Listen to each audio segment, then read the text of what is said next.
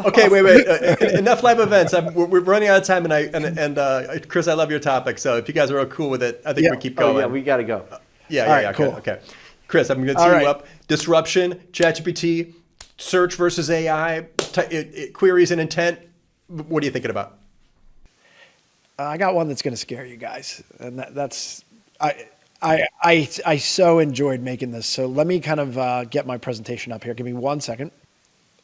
So the first thing I'm going to talk to you about is something called Hume AI, and I'm going to show you the demo of what it does here. Wow. Great demo, Chris. Great. Question for you. What happens in the future if your AI knows if you're lying? That you go for an interview and someone's wearing meta glasses and a little red dot comes up and it speaks in your ear. It's like, she's lying. Or from a marketing perspective, do you guys have insomnia cookies where you guys are at? No. Oh, geez. But I've seen them. I've seen them before, yeah. Oh, yeah, Yeah. yeah. There is one. There's a place nearby. Yep. They're usually always around colleges. But let's Yes. pretend. So I do a ton of programmatic advertising. And with programmatic advertising, I look at a lot of market segmentations, cross segmentations, like, hey, I want to market to people that have been in my store, that live nearby me. And so my custom segmentation is the cross section between the two. But if I have advanced sentiment analysis or emotional analysis, how do I say, hey, I want to market to the students that are depressed about their midterms right now? All right? Or, I know this sounds really crazy and it's an insomnia cookie thing, and please forgive me if I'm crossing a line here. What about people that Yeah. smoke weed? I knew that's. I was like, that's got to be coming. That's genius. Yep. I am really impressed with the speed. I didn't detect any accuracy issues. Its ability to mimic, right?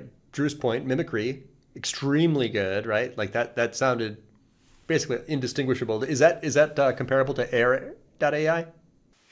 Yeah, I mean, it's definitely feels like it's inflection. Now, keep in mind that when you use it, it's wonky. The latency is the number one thing I'm noticing with any of these AIs.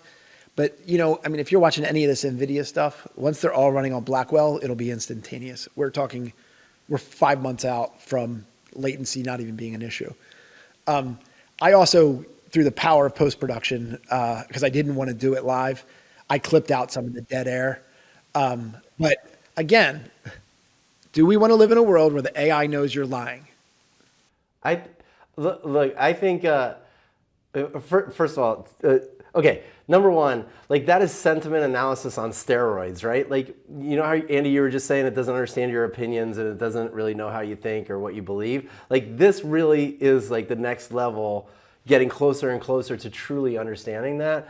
And that ability, Chris, for it to kind of use voice and tone inflection, as well as what you've said before and what you're saying in the what you're gonna say, to determine whether you're telling a truth or a lie, is not just a genius gimmick, but I think it's a tremendous opportunity for us to really consider the power of like how accurate this stuff can be.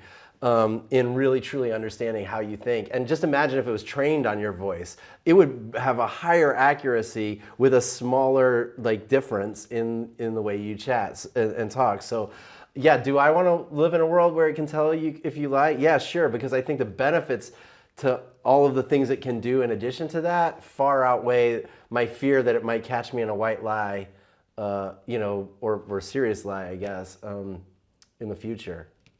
What do you think, Andy? I don't know. I mean, it's a moment of like, it's like technophobia, right? It's like, does this, like, it has so many use cases. So like, let's just pick this one. Okay. Does it scare us? Is that, what about bias? What about accuracy? I think it would always have to kind of qualify, that we think it's a lie. I mean, even polygraph tests, right, aren't necessarily been admissible in court. So, I think that the accuracy issue, even if it's 99.9% accurate, I think you'll get a little asterisk next to that red dot on your glasses. But no, I think it's good. I mean, I've had moments where, you see politicians speaking and you wish the fact check was real time. Like, Yeah. Finding out 2 days later that was inaccurate or a falsehood is kind of too late, right? So I think that probably there's more societal benefits than costs. But people are going to be freaked out for sure. I mean, a lot of people are going to say, no, Chris, no, we don't want that. Well, my second question was, what about it as an advertising segment? It's one thing to say, hey, I know the demographics of my target audience, but go to my target audience, but only go to the sad ones. Sure. Right? No, I think that's potentially valuable. I once published an article. It's like this was like a content experiment. I put a notebook next to my phone and I wrote down every complaint that everybody had about their web design company for a year. Then I made an article called 27 Complaints About Web Design Companies. And this was back when there were still comments on blogs. That's mostly moved to social media. But it was a message board of angry people ranting. So if I had an ability to somehow target, is this what you're asking? Like, could I target people who are cranky about non-responsive current partners? That is my demo, man. That's like, that would make me money, right? Because you're finding people that are unsatisfied with their current provider. Could like, Evie sell, or Hume AI sell that information to other people so that I could then target someone who's, has a certain sentiment on a certain topic? I start to get a bit squeamish myself, honestly. That's kind of weird. Yeah, it's bizarre. But I mean, I happen to believe that we're going to be living in a future where these AR glasses, that everyone will be wearing glasses, whether you need them or not, within 3 to 5 years. I think the level of technology of what it'll bring to the world, it's just like, I know it sounds weird that you're going to have a camera and you walk into a men's restroom and there's going to be a camera on your head. Oh yeah. But I also think that was one of the Google Glass things that literally crushed the golden goose there. Right. Yeah. But on the other hand, like, just it's going to be able to have a large language model. So the Meta glasses, my mentor has one, and it talks right in the back of your ear through jawbone technology. So you can hear it, and the people you're talking to can't. And if it has no latency, it's going to be weird, but you're going to be, if you had air.com, air could be in the back of your glasses. Coaching you during a sales call? In theory. Think of the applications. I know. Yeah. It's amazing. It's crazy, It's amazing. but just knowing in a world, so I'm totally nerding out here, but I don't want to give a spoiler on the show, but there's a TV show, it's trending on Netflix right now, and this is really nerdy, but they're dealing, the premise of the show is that aliens are coming, but they're coming 400 years from now. Oh, sure. It's a great book. Three-body problem. Oh crap. So, okay, good. Then I'm not, then you spoiled it. That's a fantastic series. Yeah. Yeah. But midway through the series, the aliens just find out for the first time that humans lie. And then they stop talking to the humans. Oh. But in my mind, like, I'm literally watching Hume, I'm watching Three Body Problem, and I'm like, everything's happening at the same time. Like, this is real. What happens in a society where we don't use lying intentionally to do it, but I think we all live in a world that has flexibility and these blurry lines, and that's how we as a human society sort of work. But like, if you put up guardrails that no one can lie, like things could get really weird really quick, like Yeah. I do. Yeah. It is really scary, but I think all of the AI ethical questions and moral questions for me all come down to control. Like, we have to have some way for us to control, like, how our voice, whether it's being mimicked, imitated, or being ingested and then output, is being used. Because this is like, not only are we afraid of what the potential could be just from a mimicry and imitation standpoint, but Chris, you're bringing up great like insight just with Hume about like how just the way you talk can now then be used against you, even in a negotiation. Like if it was a business B2B negotiation and my phone's listening to your phone and it's like, oh, this guy, he really can go further on the price. Like, just keep hammering away.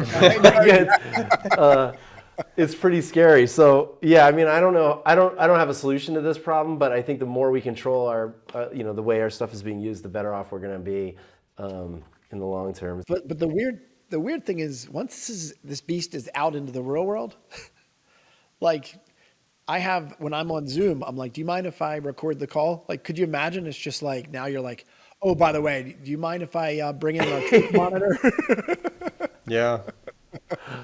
There was decades ago, there was a product in like the Sharper image catalog. I'm Yeah. obviously Gen X here.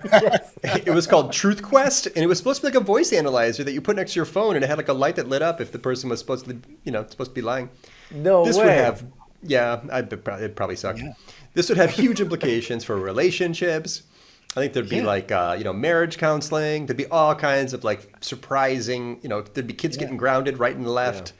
Probably people would change their language to not make such definitive statements to avoid being, triggering the algorithm and that's a looking good- like you're like it'll it's a change your falsehood. behavior. It could change linguistics and language patterns and trends. People maybe would start using, Wow. the use of ambiguous terms might become more popular if it kind of stymies an algorithm from I don't know. It's but this big picture is the right focal distance for this topic. What about court cases? Yeah, seriously. Heck yeah. Jurors are like, dude, Exactly, I got sure. red. You get red? I got red. Yeah. He killed that guy. Yeah, forget the Bible. You don't need to swear. Don't need to swear you in. I got this one. Got it I right here. this. I swear I'm on Meta. I think Dateline should be using Hume right now on the bottom of the screen. Anytime they're showing their like Dateline murder episodes, they can tell whether he's lying, what's their voice inflection. It'd be great entertainment. Yeah, a plugin for Chrome. So anytime you're watching a video, you can detect falsehoods through a browser, through a Chrome extension. There you go. That'd be awesome. Wow. We're just making this, and we've only been on this topic for like 10 minutes, and we're like, it's Yeah. big, massive use cases, right? Big implications.